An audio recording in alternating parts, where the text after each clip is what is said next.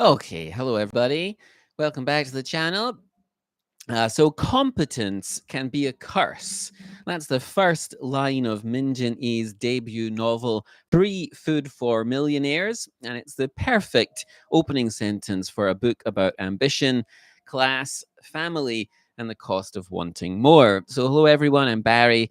This is Book Club, where I review Korean literature, Korean related literature, and so on. If you like stories that mix page turning drama and sharp social insight, then you're in the right place for today's review. So, yeah, today I'm reviewing the debut novel from Min Jin Lee, Free Food for Millionaires. And I suspect that most viewers know Min Jin Lee from Pachinko, which was her follow up book. And I reviewed that book a few days ago. It's a fantastic novel, and it's a multi generational epic about Koreans living in Japan, and it became even more famous when it was adapted for an Apple TV show, and I think it debuted back in 2022. And then I think there was another season last year as well.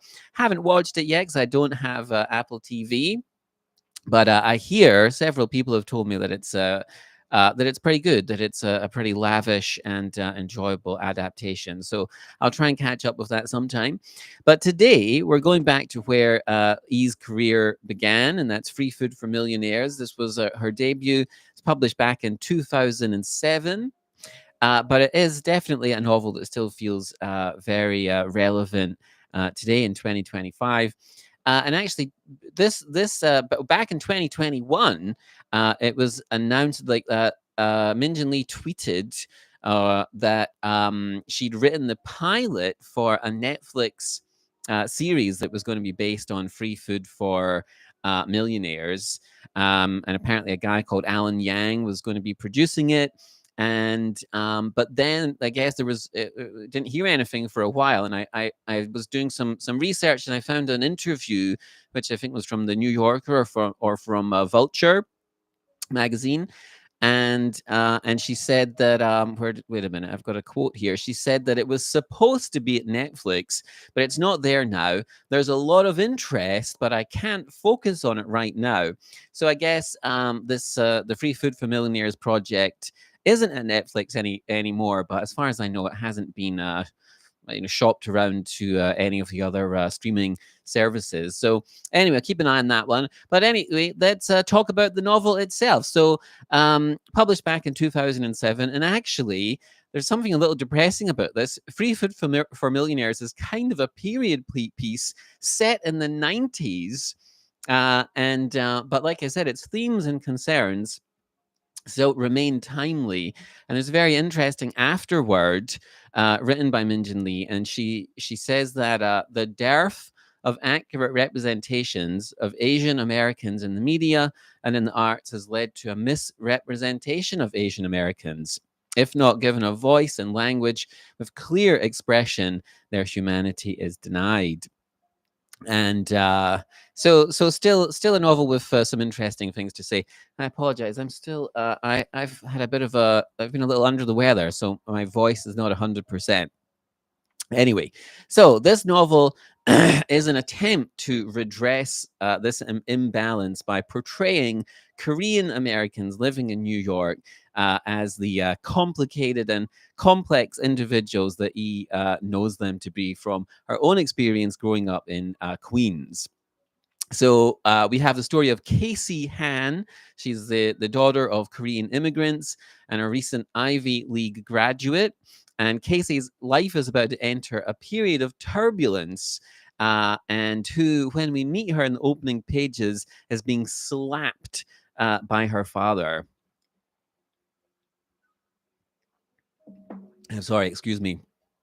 So the novel starts with this very, violent opening scene of Casey's very, traditional Korean father slapping her and throwing her out of the family home. So why has Min Jin Lee started the novel like this, and how does this set Casey on her journey? So it's a great opening scene.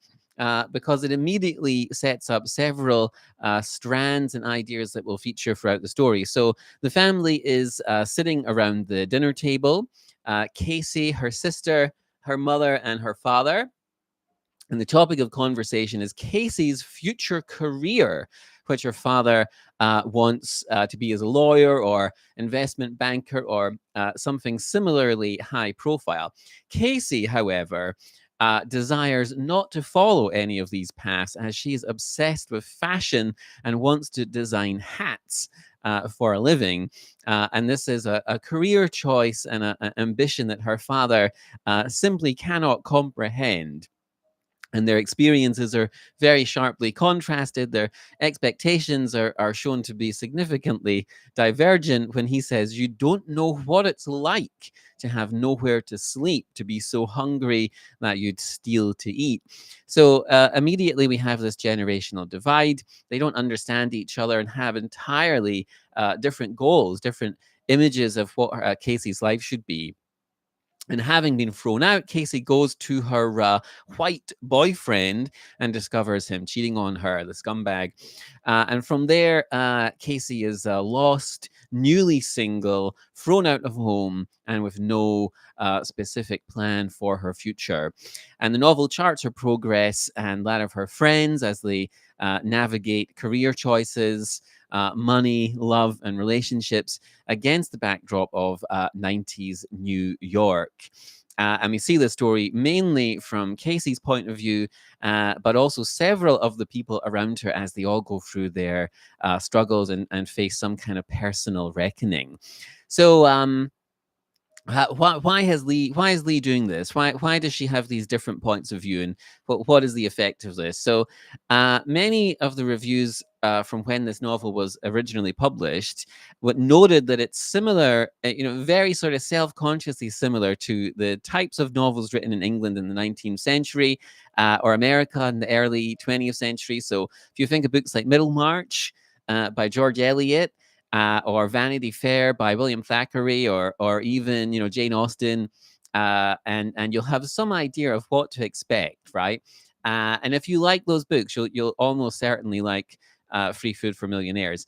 And this style of that style of writing, there was a time when it became sort of unfashionable among the modern literary fiction writers. I think it's very enjoyable though, and it's very enjoyable here. And like I said, if you're a fan of those older novels, you will probably enjoy this. So you have this omniscient narrator who knows what all the characters are thinking, and in any scene, this narrator can sort of dip in and out of the point of view of each character and kind of explain how they feel with respect to one another, and sort of reflect on these different sort of shifting perspectives. And it sort of perfectly suits this novel about social class and people pursuing wealth and building careers, starting families, and the various interpersonal connections between a set of characters. So I think in that sense, it's very effective.